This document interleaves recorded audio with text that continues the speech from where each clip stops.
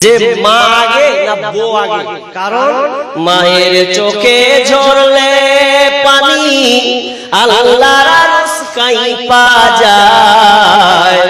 কান্দে না যেন মায়, কান্দে না যেন মায়।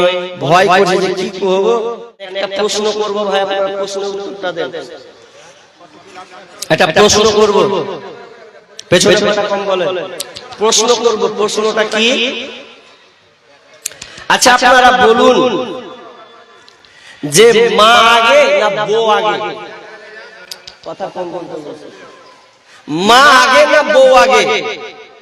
আলেম ওলামা বক্তব্য গাজা খুব শুনছি না, প্রশ্ন করছি, এখানে উত্তর দিতে হবে আপনাকে ভেবে চিনতে। জি, কারণ মায়ের চোখে ঝরলে পানি আল্লাহর রসকাই পা যায়। কান্দে না যেন মায়, কান্দে না যেন মায়। বলেন মা আগে না বউ আগে? গোলমালে মা আগে না বউ আগে? এতগুলো লোক আছে, খুলছেন না, মুখ খুলেন না রে ভাই, অনেক কিছু পাবেন তো। বলুন মা আগে না বউ আগে? জোরে বলেন, এদিকে একটা বলে আপনারা মা আগে না বউ আগে? ভয় করছে যে কি করবো, কেউ এদিকে বলছে বউ আগে, এদিকে বলছে মা আগে। গোলমাল শুরু হলো নাকি এবার? হ্যাঁ, আর সামনে লোক ভয় করছে যে যদি হার বিবিএস এর পাশে বউ আগে মা আগে, গোলমাল লেগে যাবে।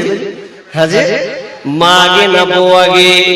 ভালো করে শুনে, মা ইবাদতের দিক দিয়ে, কিন্তু আপনার বিবি হলো সম্পর্কটা, তার সম্পর্ক হলো জান্নাত থেকে।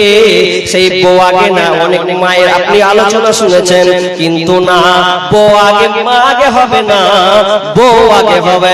আপনাকে আমি একটা করে বুঝাবো। কারণ সম্পর্ক সৃষ্টি হয়েছে স্বামী এবং স্ত্রী দিয়ে, মা এবং বাপ দিয়ে নয়। প্রথম আল্লাহ আদম আর হাওয়াকে যে বানালেন, এখানে সম্পর্ক মা বাপ না স্বামী স্ত্রী? প্রথমে আসলো স্বামী স্ত্রী।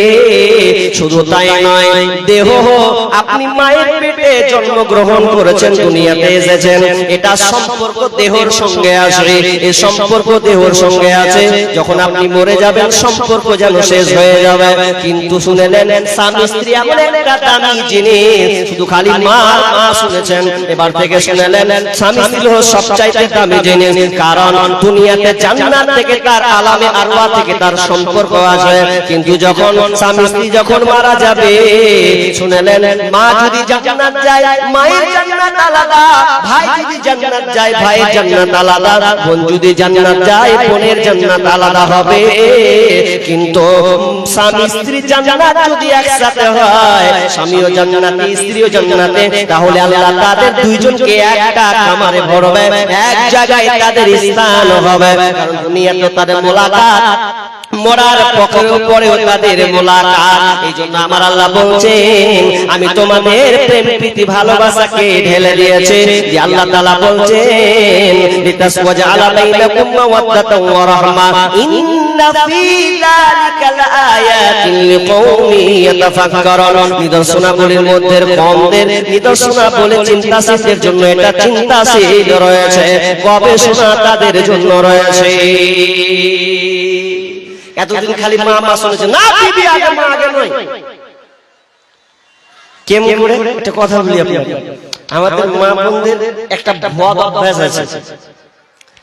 বেটার যদি দিয়ে দেয়, এই এদিকে, বেটার বেটির যদি দিয়ে দেয়, আর বেটি দিয়ে দেওয়ার পর যদি জামাই একখান পায়, ভালো জামাই, খালি পাড়া পাড়া গেহে বেড়াবে, পাড়া পাড়া বলে বেড়াবে, সুন্দর পেয়েছি, খালি আমার বেটিকে ছাড়া কিছু চিনে না, সব সময় খালি আমার বেটির জিকির করছে, খালি মানে এমন জামাই পেয়েছি।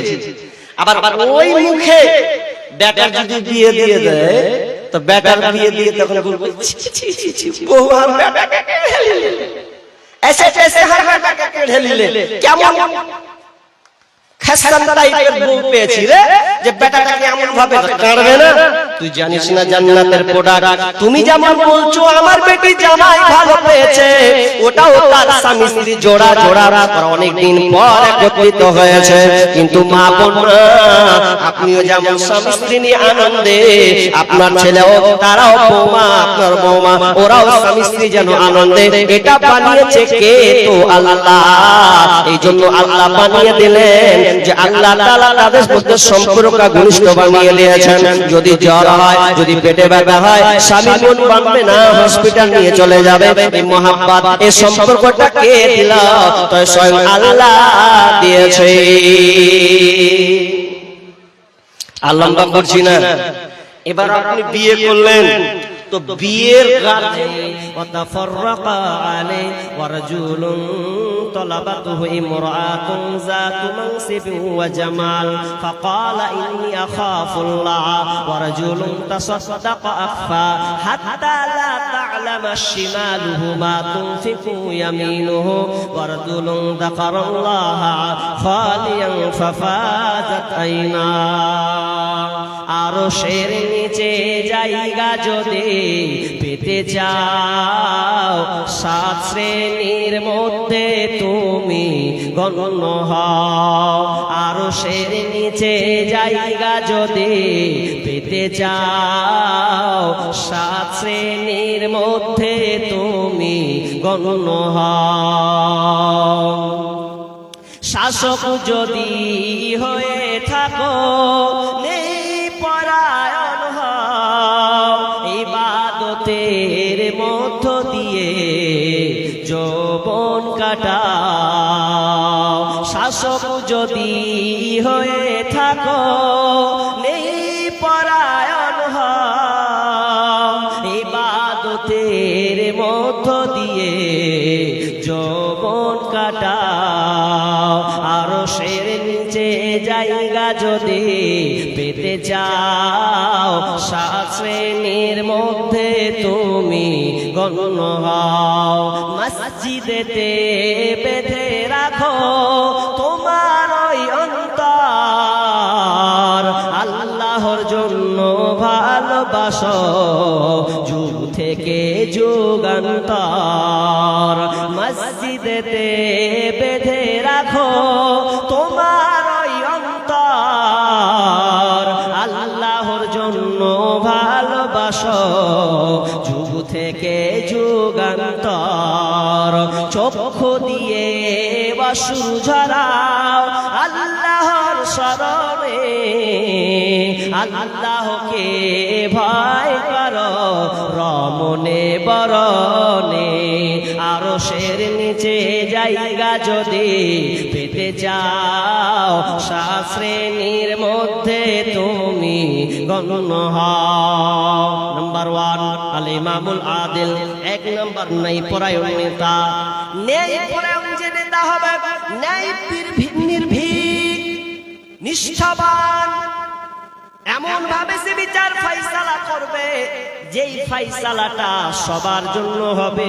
নেই মানে নেই অধিকার, কেউ যেন না বলে আমার বিচার। যদি কোনো ব্যক্তি নেই নিষ্ঠাবানের সঙ্গে বিচার ফাইসালা করে, ওই ব্যক্তিটা আরশের নিচে ছায়া পাবে। আরশের ছায়া। 1 নম্বর নেতাকে কেন নিয়ে আসা হলো? নেতাকে কেন নিয়ে আসা হলো? নেতা কেন 1 নম্বরে থাকবে? কারণ নেতা হলো একটা দামি একটা সাবজেক্ট। নেতা এমন একটা দামি সাবজেক্ট, সমাজের নেতা যদি সুন্দর হয়, সমাজের নেতা যদি আমানতদারিতা হয়, সমাজটা সুন্দর যাবে। আপনাকে একটা উদাহরণ বলি, নেতা হয়েছেন, মেম্বার হয়েছেন, মুখিয়া হয়েছেন, প্রধান হয়েছেন, এ বলে তুমি এ বলে যেন কলার গাছ হয়ে যেন না, কলার গাছ হয়ে ফুটলে যেন না। খবরদার, এটা আল্লাহ আপনাকে সম্মান দিয়েছেন।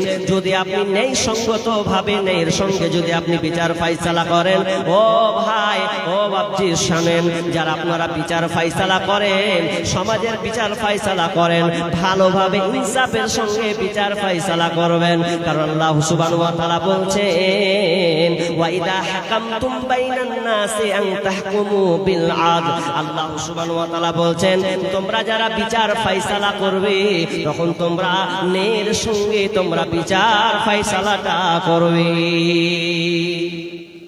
এক নম্বর ধরা হলো নেতাকে, ও আরশের নিচে ছায়া পাবে, তবে ন্যায় পরায়ণ নেতা। আচ্ছা আপনাদের একটা কথা বলি, এতক্ষণ তো মন দিয়ে শুনলেন। আপনার কাটিহারে কারো হেলিকপ্টার আছে? হেলিকপ্টার আছে কারো? নাই। ধরেলেন আছে, ধরেলেন হেলিকপ্টার আছে। এদিকে তাকান, কি হলো আপনার? এদিকে হেলিকপ্টার আছে, যার হেলিকপ্টার আছে বিশাল দামি মানুষ, কথা ঠিক কিনা? খুব দামি মানুষ, মানে উপরে উড়বেও, উপরে উড়বেও। এত দামি মানুষ যাকে কেউ টাচ করবে না, খুব খালি মানুষ খালি গেল মুখের বেটা। আর একটা লোক, উদাহরণটা শুনবেন, নেতা বুঝাচ্ছি আপনাকে, নেতা। আর একটা লোকের সাইকেল আছে, তো সাইকেল চালাতে চালাতে চালাতে চালাতে চালাতে চালাতে চালাতে ওপর দিকে উঠে গেছে। আর হেলিকপ্টার, হ্যাঁ, তো ওপর দিকে তাকাতে যা কোন দিকে মানে কি লারার কলেজে ভরে দিল, পাল্টি খেলে। আচ্ছা ওয়ার কি বেশি ক্ষয়ক্ষতি হবে? উদাহরণটা দিচ্ছি তো আপনাদের বুঝানোর জন্য। এখন ওই ছেলেটা ঠুকে দিলে, আর ঠুকে যখন দিলে, আচ্ছা ওকে পাওয়া যাবে না? পাওয়া যাবে না? আর কথা বলেন না রে ভাই, যে বাইক সাইকেল চালিয়ে গেল, ঠুকে দিলে পুরো পাল্টি খেয়ে নিলে, তো ওকে মানুষ তুলে বলে পাবে না? পাবে না? পাবে তো। পেয়ে যে সুস্থ হয়ে যেতে পারে।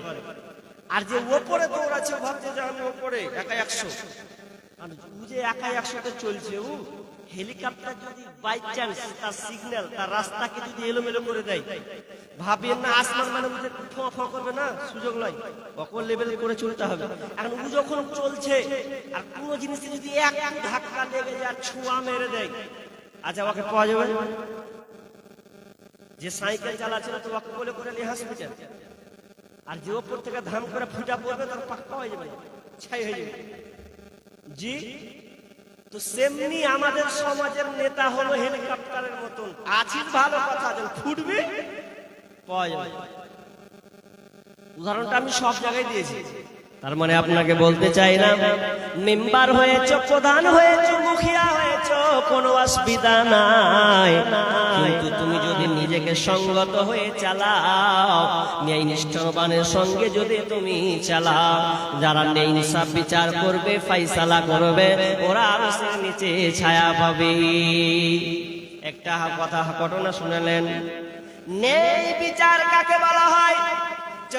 চতুর্থ খলিফা হযরত আলী রাদিয়াল্লাহু তাআলা আনহু আমিরুল মুমিনিন, তিনি একজন নেতা, তিনি একজন প্রধানমন্ত্রী, দেশের একজন গভর্নর। তিনি একদিন কি করলেন, রাস্তায় হাঁটতে হাঁটতে কুফা বলে একটি জায়গায় তিনি দেখতে পেলেন একটা ইহুদি তার কোটকে বিক্রি করছে। কোট হারিয়ে গেছে, কোটটা যখন হারিয়ে গেছে, তাই ইহুদিকে দেখতে পেয়েছে যে আমার কোট বিক্রি করছে, মানে কোটটা হারিয়ে গেছে কোন জায়গাতে, আর ঢুঁড়ে পাই না। তো ইহুদি ব্যক্তিটাকে বলছে, ভাই আমার কোট তুমি কোথায় পেলে? বিক্রি করছো মানে? এটা তো আমার কোট, এটা তো আমার জেরা, এটা আমার কোট। ইহুদি বলছে, মাথা খারাপ, এটা আমার কাছে আছে মানে এটা আমার কোট। বলছে না, এটা আমি তো কাউকে দান করিনি, কারো কাছে আমি তো বিক্রি করিনি, তাহলে এটা তোমার কেমন করে হয়? আমি নিশ্চিত, আমি নিশ্চিত এটা আমার কোট। ইহুদি কখনো মেনে নিতে চায় না। ইহুদি বলছে, চলো বিচারকের কাছে বিচার ফয়সালা করে যেটা হবে সেটাই সিদ্ধান্ত। এমন সময় যখন বিচারকের কাছে গেলেন, বিচারক কাছে গিয়ে বলছেন, দেখেন আমাদের বিচার ফয়সালা একটু করে দেন। বিচারক বলছে, আমিরুল মুমিনিন, হে খলিফাতুল মুসলিমিন, আপনার কিসের বিচার নিয়ে এসেছেন বলেন? কি দুইখানা সাক্ষী আপনি নিয়ে চলে আসেন, তাহলে কোটটা আপনার হয়ে যাবে। তখন আমিরুল মুমিনিন হযরত আলী রাদিয়াল্লাহু তাআলা আনহু তার হাসান হোসেনকে হাজির করে দিলেন। হাসান হোসেনকে হাজির করে দিয়ে বলছেন, আমার বেটারা হবে আমার সাক্ষী। আর কিছু বললেন না। আমিরুল মুমিনিন বলছেন, তাহলে আমার সাক্ষী নাই, যেটা নিব না একজন প্রেসিডেন্ট আমিরুল মুমিনিন দেশের নেতা, এরপরে আপনি তাকে দেখে তার কোটটা তাকে দিলেন না। ইসলাম কত সুন্দর, এটা কাউকে চারপিস করে না, দেখে না কে বড় কে ছোট কে কোটিপতি কে এরকম দেখে না, বরং নেই সঙ্গ তার সঙ্গে বিচার। ইসলাম খুব সুন্দর। আমি ইহুদি বলছি, এখন থেকে এই মুহূর্তে বিচার ফাইসালা আমাকে এত ভালো লেগেছে, আমি আমার ধর্মকে ছেড়ে দিয়ে আমি আপনাদের সামনে ইসলাম খানাকে গ্রহণ করে নিলাম এবং আপনাদের সঙ্গে আমি কালিমা বাক্য পড়তে চাই। তখন তার সামনে কালিমাকে পড়িয়ে দেওয়া হলো, সঙ্গে সঙ্গে ইহুদি কালিমা পড়ে ফেললেন, আশহাদু আল্লা ইলাহা ইল্লাল্লাহু ওয়া আশহাদু আন্না মুহাম্মাদার রাসূলুল্লাহ। লিল্লাহি তাকবীর। দেখেন একটা ইহুদি একটা বিচারটা দেখলো যে কেমন বিচার, তো নিজের ধর্ম ছেড়ে দিয়ে ইসলামকে আঁকড়ে নিল। না, এর মতন ধর্ম, এর মতন দিন দ্বিতীয় আর কোথাও নাই। যে ধর্মে ন্যায় নির্ভীক বিচার ফাইসালা করা হয়, এটাকে আমি গ্রহণ করে নিলাম।